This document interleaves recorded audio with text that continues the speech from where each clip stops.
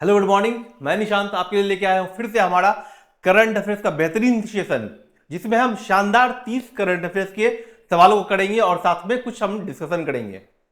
ये जो current affairs का सेशन आपके लिए है वो लगातार चलते आ रहा है, और जो हम आपके लिए लेकर आ रहे हैं ये आपके सभी एग्जाम, चाहे आप बीएसएससी का एग्जाम दे रहे हो, चाहे आप बिहार दरोगा का एग्जाम दे रहे हो, कोई भी आप एग्जाम दे रहे हो, सभी एग्जाम के लिए आपके काम आने वाला हमारा टॉपिक है करंट अफेयर्स का। क्योंकि ये सारे एग्जाम में पूछे जाते हैं, चाहे आप मतलब जिस एग्जाम में जीएस है उस एग्जाम में करंट अफेयर्स है, और करंट अफेयर्स का वेटेज लगातार बढ़ते जा रहा है। अगर आप बीपीएससी की बात करें तो देखिएगा कि 150 क्वेश्चन में लगभग 30 से 35 क्वेश्चन करंट अफेयर्स से हैं। बिहार दरोगा के 100 क्वेश्चन में लगभग 20 से 25 क्वेश्चन करंट अफेयर्स से रहते हैं। बाकी बहुत सारे एग्जाम में करंट अफेयर्स की सबसे खास बात है क्या कि अगर करंट अफेयर्स को ढंग से लगातार पढ़ा जाए तो आप 100% इसके सवाल को सही से कर सकते हैं। यही इसकी सबसे खास बात है, इसलिए लोग को करंट अफेयर्स पढ़ना चाहिए अपने एग्जाम को निकालने के लिए। दूसरा, करंट अफेयर्स से जुड़ा हुआ मुद्दा आप व्हाट्सएप रील या इंस्टाग्राम बाकी सब चीज पर आप देखते हैं, उससे बहुत सारा आपको न्यूज मालूम चलता है। बस उसी न्यूज को इस तरीके से जानना आपको है कि आपके एग्जाम में काम आ जाए, आप एग्जाम क्वालिफाई कर लिया। क्योंकि आपका एक सीट आपके लिए महत्वपूर्ण है और हमारे लिए भी महत्वपूर्ण है, आपके माता पिता के लिए महत्वपूर्ण है। वैसा हम भी चाहते हैं कि आप एग्जाम में क्वालिफाई करें और अपने एक सीट को पक्की करें। उतनी खुशी जितनी आपको मिलेगी उतनी खुशी हमको भी मिलेगी। तो आज शुरू करते हैं हम अपना टॉपिक, हमारा करंट अफेयर्स का सेशन। तो जो पहला क्वेश्चन जो हमारे सामने है वो क्या है कि हाल ही में सीबीआई, सीबीआई मतलब central bureau of investigation, central bureau of investigation के नए उप महानिरीक्षक कौन है? उप महानिरीक्षक के रूप में कौन नियुक्त हुए हैं? जो हमारा सेंट्रल सीबीआई है वो नियुक्त हुआ था, एक क्वेश्चन और आप ऐड कर लीजिए, ये था संथानम कमेटी, संथानम समिति, इसके सिफारिश पर ये नियुक्त हुआ बना था हमारा सीबीआई। संथानम समिति के जो रिपोर्ट था उस पर रिपोर्ट पर ये हमारा बना था सीबीआई। और इसके जो उप महानिरीक्षक बने हैं वो है कुलदीप द्विवेदी। कौन बने हैं? कुलदीप द्विवेदी जो है इसके उप महानिरीक्षक बने हैं सीबीआई के। अब हमारा अगला सवाल, हाल ही में अंतर्राष्ट्रीय शांति दिवस कब मनाया गया? अंतर्राष्ट्रीय शांति दिवस जो है हमने कब मनाया? इंटरनेशनल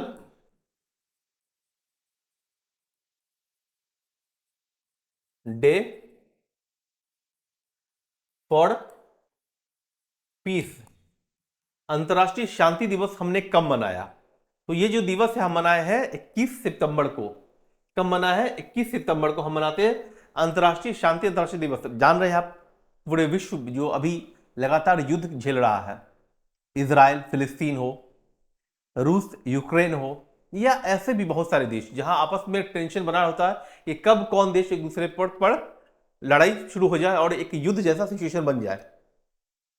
और अगर युद्ध का बड़ा रूप होता तो हम जानते हैं कि आज के टाइम में लगभग बहुत सारे देशों के पास परमाणु हथियार भी है, जिसका गलत इस्तेमाल अगर एक बार हो गया तो विश्व फिर शांत कभी रहेगा नहीं, वो विश्व पूरा तबाही हो जाएगा। तो हम मनाते हैं 21 सितंबर को हर वर्ष विश्व शांति दिवस और प्रार्थना करते हैं। ऐसे भी भारतीय संविधान में कहा जाता है कि विश्व में शांति स्थापित हो। अगर आप पूजा पाठ करते होंगे तो आप जानते होंगे, जब पूजा खत्म किया जाता है तो आह्वान किया जाता है कि विश्व में लोगों का कल्याण हो और विश्व में शांति स्थापित हो। ये हम ऐसे भी मानते हैं। और संविधान के हमारे अनुच्छेद 51 में अंतर्राष्ट्रीय शांति और सौहार्द की बात की जाती है, इसलिए की जाती है कि आपने डे मनाना शुरू किया और हम बरसों से इस चीज को मनाते आ रहे हैं। अगला सवाल हमारा, किस क्रिकेट टीम ने सैयद मुश्ताक अली ट्रॉफी, कौन सा सैयद मुश्ताक अली ट्रॉफी का खिताब जीता है? सैयद मुश्ताक अली ट्रॉफी का खिताब जीता है मुंबई, पंजाब, बड़ौदा या फिर बंगाल ने? तो ये जो जीता है खिताब, देखिए जो सैयद मुश्ताक अली थे वो क्रिकेटर थे, तो ये तो शेयर हो गया। तब वो टेस्ट क्रिकेट के बड़े अच्छे प्लेयर हुआ करते थे। और रणजी में डिफरेंट डिफरेंट स्टेट्स, मतलब रणजी में ये इनके पास काफी रिकॉर्ड है। सैयद मुश्ताक अली अहमद इनका पूरा नाम था। तो इनके नाम पर जो ट्रॉफी चलता है, वो ट्रॉफी का विजेता इस बार का हुआ है पंजाब। कौन हुआ है? पंजाब हुआ है। ये क्वेश्चंस आपको नॉर्मली एग्जाम्स में आते हैं कि रणजी ट्रॉफी का विजेता कौन हुआ है, आ, या फिर विजय हजारे टूर्नामेंट का विजेता कौन हुआ, या ऐसे टूर्नामेंट जो कि वर्ल्ड कप या बड़े बड़े टूर्नामेंट के अलावा भी बहुत सारे कप के बारे में जो फेमस है, उसके बारे में एग्जाम में पूछा जाता है। तो जीता किसने है? जीता पंजाब ने है। अब हम देखते हैं अगला सवाल हमारा। हाल ही में किस देश ने भारत में अपने राजनयिक मिशनों में राजनयिकों की संख्या कम करने की घोषणा की है? देखिए, किस देश ने भारत में अपने राजनयिक मिशनों, मतलब होता है डिप्लोमेटिक मिशन, क्या बोलते हैं इसको? Diplomatic mission. इसमें डिप्लोमेट्स की संख्या कम करने की घोषणा करी है। तो वो जो है वो है कनाडा। अब जान रहे हैं कनाडा में एक मांग उठ रहा था अभी, वहां बहुत सिचुएशन इंडिया के साथ बहुत टफ सिचुएशन था। ये जो सिचुएशन है वो G20 के मीटिंग में भी आपको देखने को मिला होगा। जब G20 के मीटिंग के दौरान, जब खत्म होने के बाद भी कनाडा के जो प्रेसिडेंट हैं वो इंडिया में रहे, और कुछ कुछ प्रॉब्लम हुआ उनकी, जो जिस प्लेन से आए थे वो प्लेन स्टार्ट नहीं हो पाया, बाकी जो प्रॉब्लम हुआ, और वहां पर खालिस्तान का डिमांड होना शुरू हुआ। खालिस्तान की मांग के लिए वहां पर एक जनमत संग्रह की बात किया गया था, जो कि जिसको बोलते प्लेबिसाइड। ये काफी खतरनाक मांग था, और ऐसे अलगाववाद को बढ़ावा दिए जाने का बात यहां पर हो रहा था। तो कनाडा की वजह से यहां पर ने भारत ने अपने राजनयिकों को मिशन में वहां पर कम भेजना शुरू किया। फिर कनाडा भी झुका, और थोड़ा सा जो हमारा रिलेशन वो सही होते जा रहा है। अगला सवाल हमारा, हाल ही में कौन वर्ष 2027 के लिए, कौन से वर्ष 2027 के लिए सीमेंट के रसायन विज्ञान, कौन सा? सीमेंट के रसायन विज्ञान पर अंतरराष्ट्रीय कांग्रेस की मेजबानी करेगा? क्या करेगा? सीमेंट के रसायन विज्ञान पर अंतरराष्ट्रीय कांग्रेस की मेजबानी करेगा। वो करेगा भारत। वो करेगा भारत। सीमेंट के रसायन विज्ञान पर अंतरराष्ट्रीय जो कांग्रेस है उसकी मेजबानी करेगा भारत।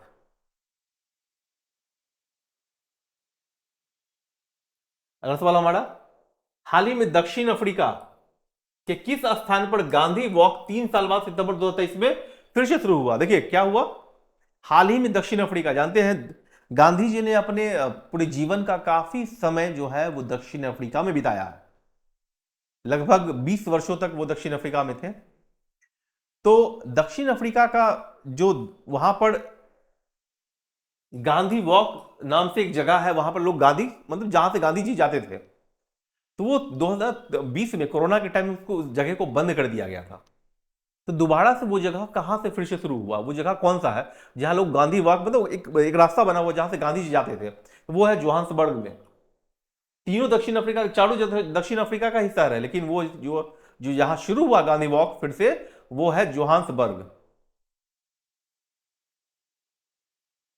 अगला सवाल हमारा, हाल ही में किस देश की सरकार ने 544 जिलों में आपातकाल की घोषणा की? आपातकाल मतलब इमरजेंसी,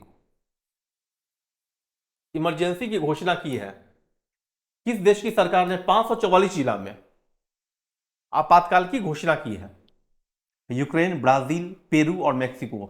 इसमें से 3 जो है देश, वो देश है साउथ अमेरिका का देश। ब्राजील, पेरू जो साउथ अमेरिका का है, यूक्रेन एशिया का ही देश है, और मेक्सिको नॉर्थ अमेरिका के नीचे जो देश है। तो कहां सरकार ने 544 जिला, मतलब लगभग समझिए उस देश का लगभग देश, वहां पर इमरजेंसी लगाया गया था। वो लगाया गया था पेरू में।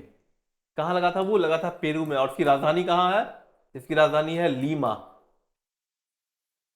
ये क्वेश्चन बहुत बार पूछा गया कि पेरू की राजधानी कहां है, या फिर पूछा जा सकता है ब्राजील की राजधानी कहां है, या यूक्रेन की राजधानी कहां है। ऐसा क्वेश्चन आपके एग्जाम में अक्सर आता है।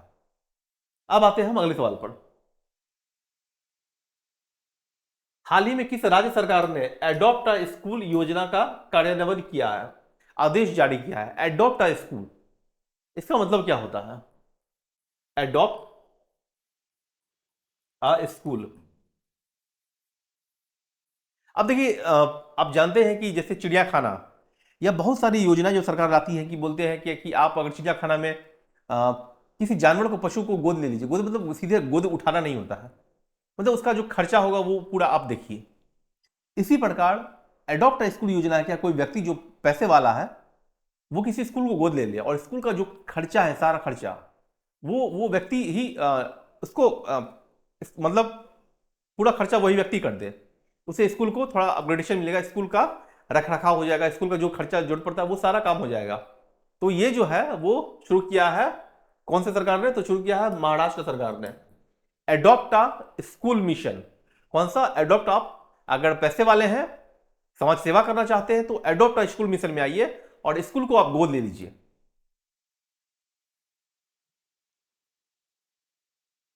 हाल ही में किस राज्य के मुख्यमंत्री ने मुख्यमंत्री कृषक मित्र योजना शुरू की? क्या योजना का नाम है? मुख्यमंत्री कृषक मित्र योजना। कौन से राज्य के मुख्यमंत्री ने किया? ये किया है मध्य प्रदेश के मुख्यमंत्री ने। अब मध्य प्रदेश के मुख्यमंत्री कौन है तो जानते हैं, अभी मामा जी हैं, शिवराज शिवराज सिंह चौहान, जो वहां के मुख्यमंत्री हैं, शिवराज सिंह चौहान। अब चलते हैं हम अगले सवाल पर। जो हमारा अगला सवाल है वो देखते हैं। हाल ही में प्रमीला मलिक किस राज्य की विधानसभा की पहली महिला अध्यक्ष नामांकित हुई है? मतलब किसी राज्य की पहली स्पीकर, विधानसभा के स्पीकर नियुक्त हुई है। हरियाणा, सिक्किम, उड़ीसा और उत्तर प्रदेश। प्रमीला मलिक।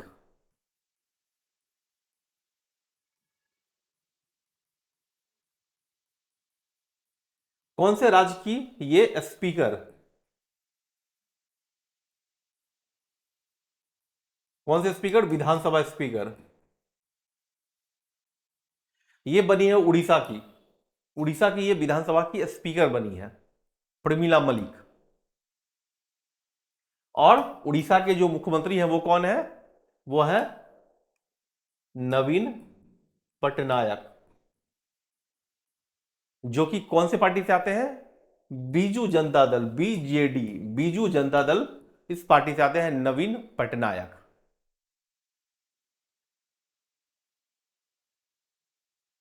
हमारा अगला सवाल।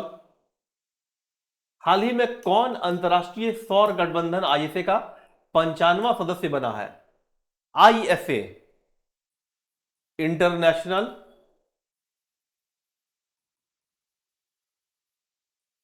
Solar alliance. ये जो संगठन है, ये संगठन स्थापित हुई थी वर्ष 2015 में। और भारत के पहल पर यह शुरू किया गया था कि जितने भी दुनिया के देश है जहां पर सूर्य का लाइट सीधे पड़ता है, उसका उस एनर्जी का यूज करके वो अपने देश में एनर्जी का यूज करके अपने देश को इस्तेमाल कर सकते हैं। उसमें भारत प्रमुख भूमिका में रहा है। तो इसका जो 95वां मेंबर बना है, सदस्य बना है, वो बना है चिली। चिली। चिली कहाँ का देश है? तो चिली देश है साउथ अमेरिका का। साउथ अमेरिका का ये देश है चिली, जो कि इसका मेंबर बना है। अब आते हैं हम अगले सवाल पर। हाल ही में कहा पहली बार दिव्यांगजन का महाकुंभ हुआ? दिव्यांगजन जिसको बोलते हैं डिजेबल, डिजेबल्ड लोग का महाकुंभ आयोजित हुआ, तो वो हुआ है हमारे वाराणसी में। कहा हुआ है? वाराणसी में, जो कि शिव की भूमि है। वाराणसी महादेव की भूमि है वाराणसी। वहां पर दिव्यांग जन का महाकुंभ आयोजन हुआ है। ऐसे भी महाकुंभ जो है मतलब होता ही है, बहुत बड़ा कोई इवेंट होना महाकुंभ, तो ये आयोजित हुआ है वाराणसी में। हमारा अगला सवाल है। हाल ही में पुराने संसद भवन को नया क्या नाम दिया गया है? पुराना पार्लियामेंट को क्या नाम दिया गया है? संविधान सदन, संविधान पूर्व गृह, संविधान सभा या संविधान घर? देखिए जो नया पार्लियामेंट बना है तो क्या है उसका नाम? सेंट्रल विस्टा परियोजना में बना है हमारा नया पार्लियामेंट, जो कि 28 अप्रैल 2000, 28 मई 28 मई 2023 को इसका उद्घाटन किया गया था। देखिए जो पुराना वाला हमारा संसद भवन है वो बन गया है, इसका म्यूजियम या संग्रहालय इसको बना दिया गया है। उसका नाम दिया गया है संविधान सदन। क्या नाम दिया गया है? नाम दिया गया है संविधान सदन।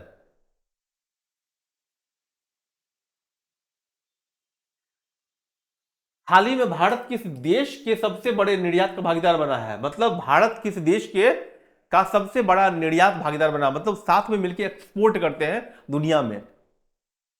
तो सबसे बड़ा भागीदार जो भारत के साथ जो एक्सपोर्ट कर रहा है वो कर रहा है बांग्लादेश। हमारा पड़ोसी बांग्लादेश जो है भारत के साथ मिलकर लार्जेस्ट एक्सपोर्टर बना है। कौन बना है? तो बांग्लादेश बना है लार्जेस्ट एक्सपोर्टर। अगला सवाल हमारे सामने, हाल ही में विश्व ओजोन दिवस कब मनाया गया? ओजोन दिवस, वर्ल्ड ओजोन डे। पहले तो जानते हैं कि ओजोन का फार्मूला क्या होता है। ओजोन का फार्मूला होता है, ये ऑक्सीजन का तीसरा रूप है ओजोन।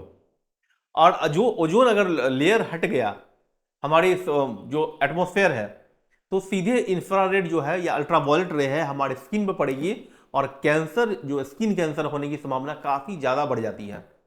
तो ये मनाया गया है 16 सितंबर को। कब मनाया गया है? 16 सितंबर को ये डे मनाया गया है। हाल ही में वर्ष 2023 सितंबर 2023 में अपूर्व चंद्रा द्वारा अनावरण की गई भारत की G20 प्रेसिडेंसी पर एक ई बुक का नाम क्या है? देखिए, अपूर्व चंद्रा द्वारा अनावरण की गई एक भारत की G20 प्रेसिडेंसी, जो भारत ने G20 का अध्यक्षता किया था, उस पर एक ई बुक जिसको बोलते हैं इलेक्ट्रॉनिक बुक, मतलब डिजिटल फॉर्म में बुक है, उसका बुक का नाम क्या है? तो वो बुक का नाम है पीपल्स G20। क्या नाम है? पीपल्स G20 इस बुक का नाम है। पीपल्स G20 इस बुक का नाम है।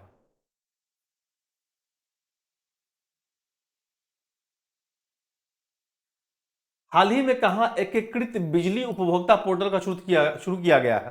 कौन सा एकीकृत, जिसको बोलते हैं integrated integrated electricity consumer portal. इसका शुभारंभ कहां किया गया है? तो शुभारंभ किया गया है शिमला में। एक मूवी आई थी कुछ साल पहले, बत्ती गुल मीटर चालू। ये भी कहानी जो शिमला से ही थी। तो ये जो बिजली वाला प्रोग्राम है वो भी शिमला में ही शुरू किया गया है। अब हमारा अगला सवाल, हाल ही में भारतीय football team, Indian football team को कौन सी आधिकारिक एयरलाइन बनी है? ऑफिशियल एयरलाइन कौन सी कंपनी बनी है? तो वो बनी है इंडिगो। आप लोगों ने, बहुत सारे लोगों ने इंडिगो से यात्रा भी किया होगा। इंडिगो जो है वो बनी है भारतीय फुटबॉल टीम की ऑफिशियल एयरलाइन। उसी से भारतीय फुटबॉल टीम को ऑफिशियल तरीके से एक जगह से दूसरी जगह पहुंचाया जाएगा। अब आता है अगला सवाल हमारा, हाल ही में सितंबर 2023 में कर्नाटक के किस मंदिर को यूनेस्को का विश्व धरोहर स्थल के रूप में शामिल किया गया? देखिए, सितंबर 2023 में किस मंदिर को यूनेस्को का विश्व धरोहर स्थल, जिसको बोलते हैं यूनेस्को वर्ल्ड हेरिटेज साइट के रूप में शामिल किया गया है? तो कर्नाटक का जो मंदिर है वो है होयसल मंदिर। कौन सा मंदिर है? होयसल मंदिर। इसका पूरा सीरीज है, एक श्रृंखला में बहुत सारा मंदिर है। और जो इससे पहले जो दिया गया था वो दिया गया था बंगाल का शांति निकेतन निकेतन, जिसमें रविंद्रनाथ टैगोर रहा करते थे। और वो जो शांति निकेतन है उनके पिताजी के द्वारा बनवाया गया था शांति निकेतन। तो उसके बाद दिया गया होयसल को, जो कि कर्नाटक का एक मंदिर का श्रृंखला है। हमारा अगला सवाल, हाल ही में किस देश ने आधिकारिक तौर पर रूस के वैगनर ग्रुप को आतंकवादी संगठन घोषित किया है? रूस का वैगनर ग्रुप, जिसको आतंकवादी टेररिस्ट ऑर्गेनाइजेशन घोषित किया गया, वो किया ब्रिटेन ने। देख रहे हैं यूक्रेन और रूस का जो युद्ध चल रहा है वो लगातार लगभग 1.5 साल से ज्यादा हो गया है, लेकिन वो युद्ध समाप्ति ही नहीं होने का नाम ले रहा है। इससे दुनिया में काफी परेशानी दुनिया को भी झेलना पड़ रहा है। पेट्रोल का कीमत महंगा है और बाकी सी चीज पर भी इसका प्रभाव पड़ता है। तो ये किया गया है, कहां किसने किया है? ये किया है हमारे ब्रिटेन ने, इसको प्रतिबंधित कर दिया है, इस ग्रुप को आतंकवादी संगठन घोषित करके इसको प्रतिबंधित कर दिया है। हाल ही में दक्षिण अफ्रीका के किस स्थान पर, ये तो क्वेश्चन हम लोगों ने देख चुका था, हाल ही में कहा आदि शंकराचार्य, कौन से आदि शंकराचार्य, हमारे जगत गुरु आदि शंकराचार्य की 108 फीट ऊंची प्रतिमा का अनावरण किया गया है। ऊंची प्रतिमा का 108 फीट, कितने फीट? 108 फीट ऊंची प्रतिमा का अनावरण किया गया है। तो वो किया गया है मध्य प्रदेश में। कहां किया गया? मध्य प्रदेश में आदि शंकराचार्य की 108 फीट ऊंची प्रतिमा का अनावरण किया गया है। अगला सवाल हमारा, हाल ही में किसने स्वच्छता ही सेवा 2003 अभियान शुरू किया? स्वच्छता ही सेवा, क्या है अभियान का नाम? स्वच्छता ही सेवा। इस अभियान का जो शुरुआत करने वाले हैं वो है गजेंद्र सिंह शेखावत। कौन है गजेंद्र सिंह शेखावत? गजेंद्र सिंह शेखावत क्या है? ये भूजल मंत्रालय मंत्री है, भूजल मंत्री है, इसको बोलते हैं अंडरग्राउंड वाटर, या अंडरग्राउंड नहीं, वाटर, ग्राउंड वाटर मंत्रालय के ये मंत्री हैं। काफी अहम पोस्ट है ये भूजल मंत्रालय, क्योंकि दुनिया में जो भारत है या भारत के पूरी दुनिया में जमीन के अंदर से पानी खत्म होते जा रहा है, समाप्त हो जा रहा है। तो पानी जो पीते हैं हम लोग, क्या वो जमीन के अंदर से जो निकलता है मूल रूप से ये स्वच्छ निकलता है, लेकिन बाहर से जो पानी लाया जाता है वो उसमें बहुत ज्यादा खर्चा लगता है लाने में। इस वजह से कहा जाता है कि जमीन के पानी को हमेशा आपको सुरक्षित रहना है। अगला सवाल हमारा, हाल ही में अशोक लीलैंड ने बस प्लांट स्थापित करने के लिए किस राज्य के साथ समझौता किया? देखिए, अशोक लीलैंड कंपनी है, अशोक लीलैंड ने बस प्लांट, एक बस प्लांट के लिए स्थापित करने के लिए कौन सी राज्य के साथ समझौता किया है? तो वो किया है उत्तर प्रदेश के साथ। उत्तर प्रदेश के साथ अशोक लीलैंड ने घोषणा, मतलब एक समझौता किया है, एमओयू किया है, जिस पर वो भारत मतलब उत्तर प्रदेश में अपने बस को प्लांट को वहां पर उसको मैन्युफैक्चर्ड करेगा। कौन कंपनी? अशोक लीलैंड, जो काफी पुराना बस का कंपनी है और ट्रक का कंपनी है ये अशोक लीलैंड। उत्तर प्रदेश में सरकार के साथ एक एमओयू पर साइन किया गया है। अगला सवाल हमारा, हाल ही में किस राज्य की विधानसभा ने ओबीसी के लिए 27% स्थानीय निकाय सीटें आरक्षित करने वाला विधेयक पेश किया है? देखिए, अभी अभी जो आरक्षण का दौर चल रहा है, बिहार में भी आरक्षण शुरू हो चुका है, महिला आरक्षण बिल दिया गया, इस तरीके से लगातार आरक्षण पर बहुत सारा कानून बन रहा है। तो गुजरात सरकार ने क्या किया कि वहां के विधानसभा ने ओबीसी के लिए, मतलब अदर बैकवर्ड क्लासेस, किसके लिए? अदर बैकवर्ड क्लास के लिए स्थानीय निकाय मतलब नगरपालिका और पंचायत में 27% सीट को रिजर्व रखने की बात करी है। यह गुजरात सरकार ने वहां पर किया है। अगला सवाल हमारे सामने, हाल ही में टाइम पत्रिका, टाइम बहुत बड़ी मैगजीन है, लंदन की, इंग्लैंड की है, टाइम पत्रिका the world best company 2023, the world best companies 2023 के लिस्ट में कौन शामिल की हुई है? कौन शामिल हुई है? तो वो शामिल हुई है रिलायंस कंपनी। कौन शामिल हुई है? रिलायंस कंपनी शामिल हुए है द वर्ल्ड बेस्ट कंपनी 2023 के लिस्ट में, जो कि टाइम मैगजीन निकालता है। नवंबर 2023 में, कब? नवंबर 2023 मतलब इसी महीने, पंजाब में शिरोमणि गुरुद्वारा प्रबंधक समिति, शिरोमणि गुरुद्वारा जो प्रबंधक समिति है वो क्या करता है? गुरुद्वारा से जुड़ा हुआ जो बड़ा बड़ा निर्णय होता है, धार्मिक निर्णय, वही लेता है ये प्रबंधक समिति ने। किसके जो अध्यक्ष को फिर से अध्यक्ष चुना है, किस व्यक्ति को फिर से अध्यक्ष चुना है शिरोमणि गुरुद्वारा प्रबंधक समिति ने? तो वो चुना है हरजिंदर सिंह धामी को। किसको चुना है? हरजिंदर सिंह धामी को। ये नाम याद रखिएगा, एग्जाम में पूछा जाने वाला क्वेश्चन है। अब शिरोमणि आपने सुना होगा, शिरोमणि अकाली दल, जिसके प्रकाश सिंह बादल हेड थे, जो एनडी के साथ सरकार में भी थी। फिलहाल तो उनका मौत हो गया है, उनका डेथ हो गया है। तो उनके परिवार के जो लोग हैं वो भी सत्ता में ही है, बने रहते हैं, मुख्यमंत्री बने हैं और भी मंत्री बने हैं सेंट्रल मिनिस्ट्री में। तो जो शिरोमणि गुरुद्वारा प्रबंधक समिति है वो अध्यक्ष चुना गया फिर से हरजिंदर सिंह धामी को। ये नाम आप याद रखिएगा। अगला सवाल हमारे सामने, शिरोमणि गुरुद्वारा प्रबंधक समिति का महत्व क्या है? देखिए, शिरोमणि गुरुद्वारा प्रबंधक समिति का महत्व क्या है?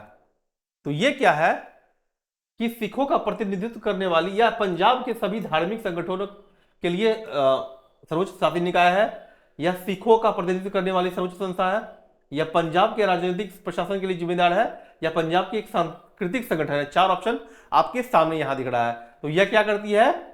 यह सिखों का प्रतिनिधित्व करने वाली, या सिखों का प्रतिनिधित्व करने वाली सर्वोच्च संस्था है, शिरोमणि गुरुद्वारा प्रबंध समिति।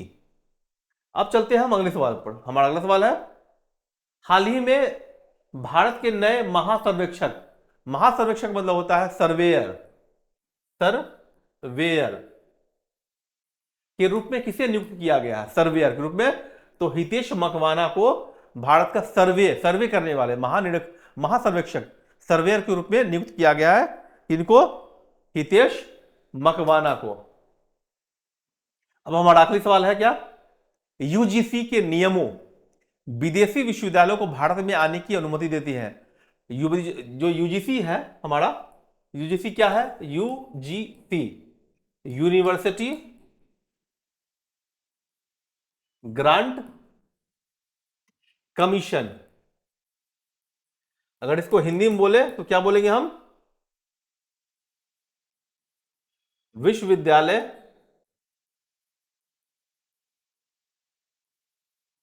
अनुदान आयोग, यूजीसी। ये क्या करती है? जो कॉलेज सबको फंड देती है, कॉलेज को रेगुलेट करती है, जितने बड़े बड़े विश्वविद्यालय हैं उनको रेगुलेट करती है यूजीसी। तो यूजीसी के नियम विदेशी विश्वविद्यालयों को भारत में क्या करने की अनुमति देती है?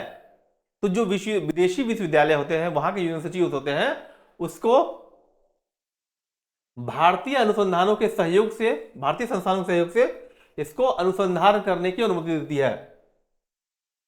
भारत की जितने भी संस्थान हैं उसके साथ सहयोग करके उनको रिसर्च करने का मौका देती है यूजीसी। ये काम करती है यूजीसी।